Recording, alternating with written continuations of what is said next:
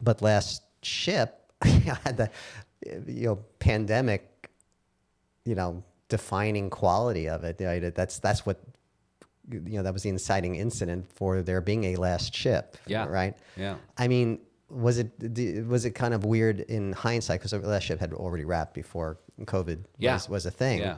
But I got a lot of emails from people saying, you saw it coming. Yeah. I mean, because it's interesting. Like I've watched, rewatched, what was the Soderbergh movie? Outbreak? Contagion. Thank you. Outbreak was a different one. Yeah. Contagion. It was great. And you go, yeah, it was great. And you go, oh my God. It's like there really was a lot of accuracy to here's what happens at with hoarding and people arming themselves and somebody has some experimental cure that may or may not work and like that's trying to be suppressed by the authorities. Yeah. I mean, if you look, and I apologize for not knowing the pandemic storyline all that well from Last Ship because it was not a show that my wife would watch, and that's where we determine our TV watching. But it is a show I actually it's exactly like my kind of show. So I'm looking forward to when I'm in the Hollywood home for the aged and I have all that free time catching up on it. Yeah. That and Game of Thrones. There you go. But like looking back on it, like how much of the pandemic stuff do you feel now that we actually have lived through 2 years of here's what here's your brain on pandemic. Yeah. Like how much of it did you get right? Well, first of all, when I did The Last Ship, my theory was write what you're afraid of. Mm-hmm. And that's what I was afraid of was pandemics. Really? I had done, to make extra money while I was starting off as a screenwriter, mm-hmm. I did a lot of videos for some PR, but a lot of them for universities like USC, where I had gone to school, mm-hmm. for the cancer hospital, for the engineering school. And these are the kind of videos that would either be used for fundraising or to showcase some new department. So as a result, I met all these interesting engineers, and I met these people who were working on the weaponization or protection against mitigation of weaponization of viruses, avian flu. And just viruses always scared me. So when I did The Last Ship, I said, let's make it about a virus. And I called up a bunch of virologists, cold called, and eventually got a few of them on the payroll. Mm-hmm. And I said to them, this is my story. And they said, oh, that's our worst nightmare, that one of these things gets out and that it does this. So we thought being a little hyperbolic with the amount of deaths, of course, but I think you killed off like 80% of the time. Yeah. Right. But I think what we done. We got a lot right. Let's put it that way. But one thing we didn't do enough of in the end and didn't anticipate was we dealt with it, but not, and it was part of a season. But I think we could have done more. Looking back, is the alternate hysteria that comes up, the sort of conspiracy theories, mm-hmm. the anti-masker or the anti-vaxxer, or just that sort of mentality. So we had a thing in the third season, I think it was the third season, where there's a whole bunch of people. Well, we did one thing, which was the people who were naturally immune felt special, and they had survived this thing where their neighbors didn't. So imagine you're walking around, your family's dead, your friends are dead, and somehow you're alive. Mm-hmm. You're sitting there with survival guilt, you're freaking out, and you're feeling terribly, and then someone comes to you and says, no. You have to understand, you were chosen. This means something. And a cult kind of forms around the immunes. Right, he picks up these religious overtones. Right, and then suddenly people come around with a vaccine, and now everyone's immune.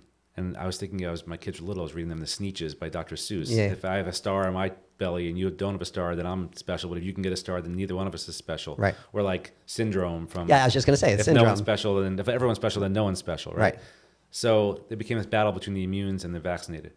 But there's also this sub-story we dealt with. And again, at the time, I was only half-hearted about it because I didn't think it would actually happen, where people started inventing these things where like the government started the pandemic, and there's fake cures out there, and sort of just that aspect of it. I don't think I didn't anticipate. Uh-huh. I did anticipate a lot of this sort of supply chain stuff and government breakdown. And one thing I would have liked to have done more, but we did a little bit of, was after the pandemic abated and that they had bigger problems on the show. There's a sequence in Vietnam where they go to deliver the cure, and they go to a nightclub for a party, and it's the first time people can get together and just be together without masks, and it was really a lovely thing, and that's what I'm looking forward to in our own pandemic, which is, people were sort of like kissing on the dance floor and just being intimate, and I think that was kind of a unique, interesting thing. And one of the things we did was I talked to the composer, Jimmy Levine and James Dooley. I said to them, I want to take the song "Ring Around the Rosie," which was a pandemic song, or a plague song, and I want to find a way to put it into the show. And I kind of use GarageBand and created like a techno mix version of it. Right. But they found an even cooler way. They made it like almost like a weird kind of ballad that this woman's singing, as background to a scene. So the idea of like embracing the pandemic of it all and dealing with that. But yeah, when the pandemic, and then during this making of the show, Ebola became a big scare. Wait, I like guess 2014. Yeah, and it was a scare for us because all we were thinking about was pandemics. Right. But it was a couple cases. A woman came to America and she had it, and so we got worried about that. So I was always a little bit paranoid. So when we were in Hungary and we're watching the news and we're like, oh, it's just in northern Italy, maybe a little bit in Austria, I said, guys, we're gonna be going home soon. And my wife, I called her. I said, don't go crazy, but you might want to stock up on some groceries because I think this is going to get bad before it gets good. And next thing you know, we were home, and we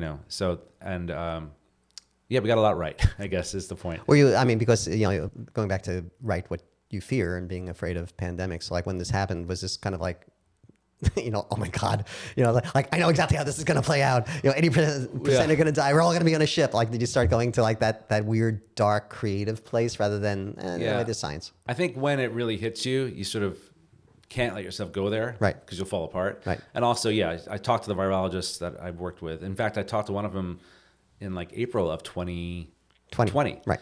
And I said, "What do you think's going on?" And she was at her house, and she said, "I think everyone should stay home as long as they can, to give the hospitals a chance to catch up. Oh, okay. We'll probably all catch it eventually." She said there's a lot of progress on mRNA vaccines, and by the fall we should have something. So she kind of talked me through what is actually happening. And I think my concerns are not about like global death; they're just about getting ourselves back together, getting us so we can go back to normal life, having a writer's room in person. Still using WritersRoom Pro. Thank you for that. But using it in a writer's room, you can be around people and just have an idea at the bathroom or at the snack area or elevator. But yeah, my friends keep telling me if I should write a show where everything's great and everyone's happy, because I keep writing stuff that comes true. In like 1995, I wrote a feature script about a bombing at the Atlanta Olympics, and mine was much bigger, of course. Right. But a year later, there was a bombing at the Atlanta Olympics. So like these kind of things are, I think, in the air. Right. So yeah, my friends want me to write, happy stories where everyone just falls in love. And well, it's interesting. Do you think a show like Last Ship could get made today? For a bunch of reasons. I don't think so. Why? I think that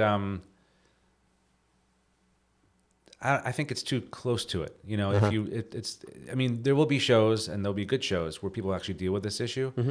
And there could be shows. I think like Don't Look Up, for example, is a way of dealing with some of this stuff we're dealing with about science denial or whatever in a different way. But I think, and it could just be people's knee jerk, but I think an executive would probably say, who wants to, we're living through a pandemic. Why would I want to watch a pandemic? Read some analysis of the show Ted Lasso saying like, why is Ted Lasso such a big hit now? Because it's kind of such an innocuous show. But then, because it's like the antidote for everybody feeling hopeless. Exactly. Right? In fact, I watched Ted Lasso on my iPad on the plane back to Hungary during the pandemic. Mm-hmm. So I went back for an 11 or 12 week stint where I couldn't see my family, except for on FaceTime. I couldn't go home. Like usually I would try to get home every 6 weeks, or they would fly out and visit after 8 weeks. But here it was like 3 months. I wasn't getting my family. I was going to the office in a mask in the van, in a mask at the office. A lot of times couldn't even go to meetings. So I was in Hungary, but taking meetings from my office, Right. Even sitting alone in my office, I would have the police come by and say, put on your mask. No, I mean, our police. Yeah. Like the COVID monitors or whatever they call them. And thank God, because we had a very safe set as a result. But it was very lonely and very kind of depressing. And of course, it became winter and dark and cold. And then there was a curfew So you couldn't even leave your apartment after like 8 p.m. Oh my gosh. So Ted Lasso comes on, and I'm thinking, isn't this just like Major League, where she wants to tank the team, and this guy's a little too much. And him being a little too much became the fun of it, right? And so it became sort of a salve, a heartwarming thing to watch during the darkness of the pandemic. And I think when times are good, then you can anticipate the worst, right? So, it wasn't like things were perfect in 2012, but it was relatively peaceful. Ongoing wars, but people were sort of not thinking about them. But Walking Dead, Last Ship, things like that about pandemics or zombie apocalypses, they were sort of the world of make-believe, you know. But when it becomes real, I think it becomes, depressing. Although, as you said, Last Ship was ultimately very hopeful, but I think... But you had to get to it. Yeah, I think if you ask someone like... There's some shows that are just really great, but they're heavy about personal relationships or about problems in people's lives. And people are like, I've had problems in my life all day. I just want to get away for it, from it.